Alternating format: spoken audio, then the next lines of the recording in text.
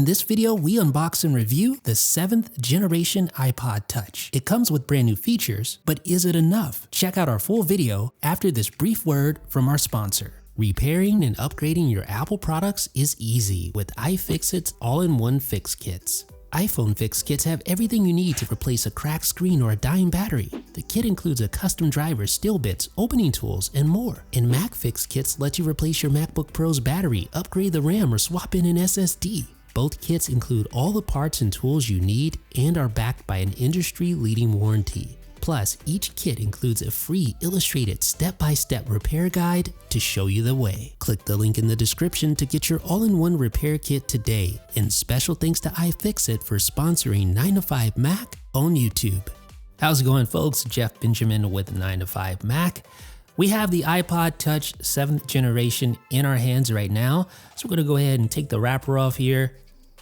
This is gonna look very familiar to anyone who's unboxed an iPod Touch before because it is essentially the same, although you do see the new iOS 12 centric little sticker, springboard sticker on front. Now the 7th generation iPod Touch starts at $199 for 32 gigabytes of storage. There's a 128 gigabyte option and a new 256 gigabyte option. That'll set you back $399. All right, so here's what you've been waiting for. Opening up the case of the 7th generation iPod Touch, and here's what it looks like with that iOS 12 springboard sticker. Let's peel that sticker off. Thumbs up for gratuitous slow motion. All right, so let's get the rest of the sticker off here. Just pull like that. And that will fully reveal the 4-inch display on the iPod Touch. All right, so here's a side view, but let's go ahead and get this thing out of the case. So just pull up like this and remove. Now below that, you'll see the Design by Apple in California text, and just remove the little plastic piece to reveal the full contents inside. So on top, you'll see the iPod Touch getting started guide, and then you'll see a lightning cable and headphones. And that's it. So let's look up close and personal. This lightning cable is just your typical USB-A to lightning cable connection. And then you have EarPods, almost said AirPods, but they're EarPods, and they have a 3.5 millimeter headphone jack in tow. So these are wired headphones. All right, so you get the getting started guide, kind of gives you some information, not that you really need it. And then like I always say, if you're having trouble sleeping, keep that regulatory information right here next to your nightstand, you'll be good. And then finally, the beautiful Apple stickers. All right, so one of the first things that's going to pop in your head when you hold this thing for the first time is just how tiny it is, especially compared to modern iPhones. The iPod Touch is available in 6 different colors. I chose the blue color. I thought that looked the best. What do you guys think? All right, so let's break down some of the device's features. On the rear, you have an 8 megapixel camera with camera bump, and you have a flash and a microphone in between the two. On top, you have your sleep wake button. On bottom, you have your speaker, lightning port, and 3.5 millimeter headphone connection. On the left side, you have your 2 volume buttons.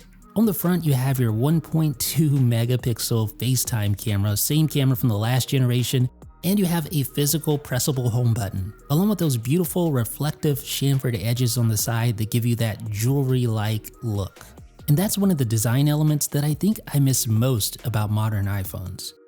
All right, so let's go ahead and fire up the iPod Touch and see what's new. So first and foremost, you get a faster processor and more RAM. For the first time, you get 2 gigabytes of RAM in an iPod Touch.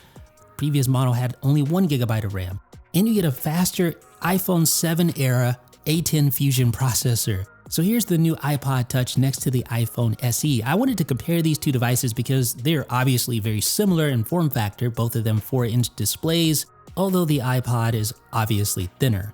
So comparing these two devices from a performance standpoint, I ran some metal benchmarks here. And while the iPod Touch is definitely faster in some respects, it doesn't blow away the A9 processor in the iPhone SE like you might expect. In fact, the Geekbench scores are really within striking distance of one another. And I find that interesting because I remember the A10 Fusion benchmarks on the iPhone 7 being a lot better, and as you can see here, they were. So that tells me that Apple held back a bit with the A10 Fusion inside the iPod Touch, and probably for good reason given the smaller battery inside the smaller chassis. One of the benefits of the new hardware is support for group FaceTime video calls with over 30 participants. Now with the older hardware, you could join a group FaceTime, but only as an audio participant.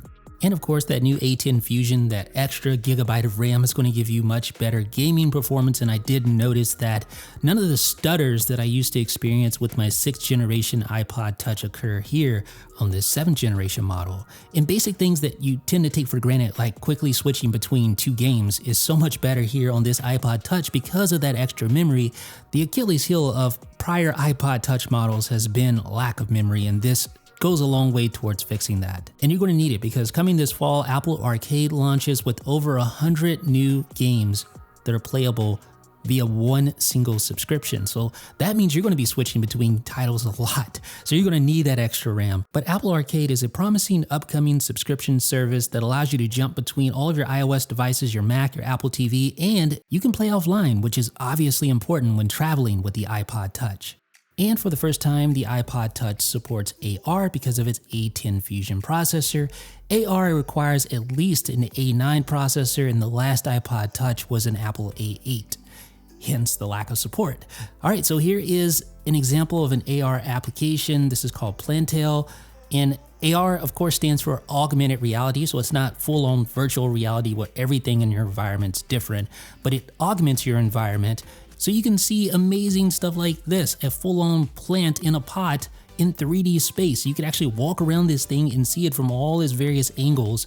Admittedly, the 4-inch display on the iPod Touch is a little less than ideal for AR content, but it's cool nonetheless. And when you go to the App Store, you'll notice that there is a plethora of educational related AR applications, which sort of goes hand in hand with the iPod Touch when you remember that it's the cheapest iOS device starting at $199. But that doesn't mean that there's not other types of AR apps out there. Yeah, we're just going to pretend that that didn't happen. Now, like I mentioned, there's also a new 256 gigabyte storage tier, and that means that the old iPod Classic, the 160 gigabyte version, is finally bested by an iPod with more storage. Now, I understand there will be some use cases for that amount of storage, but in my opinion, in general, you'd be pretty crazy to pay $400 for an iPod, especially when you consider that virtually nothing else about these devices has been updated. For instance, the cameras, the same 8 megapixel camera from the last generation with the same slow f2.4 aperture, and it's stuck at 1080p capture.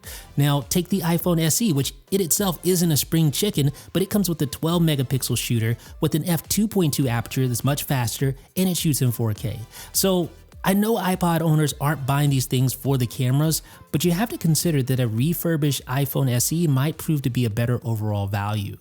Now, an inferior camera is one thing, but the outright lack of any sort of biometric authentication is another. Obviously, there's no Face ID, but there's no Touch ID either, and I feel like that is a huge missed opportunity to make this device so much better. You're going to see this screen a lot. That is, if you even choose to use a passcode, whereas the 3-year-old iPhone SE has Touch ID, which removes so much friction from the experience. Now, I realize that there is still much demand for the iPod Touch, otherwise Apple wouldn't have even bothered updating it.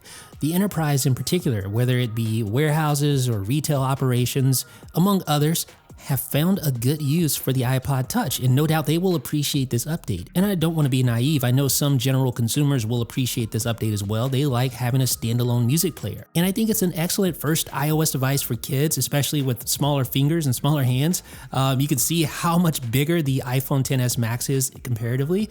And there are some accessibility use cases for the iPod Touch as well. Remember, this device starts at just $199, brand new, so you have to temper your expectations. However, I think there were a few missed opportunities, most notably the lack of Touch ID. This is the only new iOS device that doesn't have some sort of biometric authentication. So you have to consider this. You can get a used iPhone SE that isn't that much slower than this iPod Touch, and in my opinion, it makes for a better device with a better camera and, most importantly, Touch ID. But if you're specifically looking for a standalone music player or a standalone portable gaming console, gaming device, this upcoming Apple Arcade subscription service could, if it's any good, and obviously the jury is still out on that one, but if Apple's gaming service turns out to be a hit, this new iPod Touch is a good way to get in the game. It's the most portable iOS device that Apple makes, it's relatively cheap, it has enough RAM finally, and it has an ample amount of processing power. But if you're just looking for a small, portable, general purpose iOS device, I think you should strongly consider a used iPhone SE instead. What do you guys think? Let me know down below in the comments section. This is Jeff with 9to5 Mac. Special thanks to iFixit, creator of the iPhone Fix Kits and MacBook Pro Fix Kits, for sponsoring 9to5 Mac on YouTube.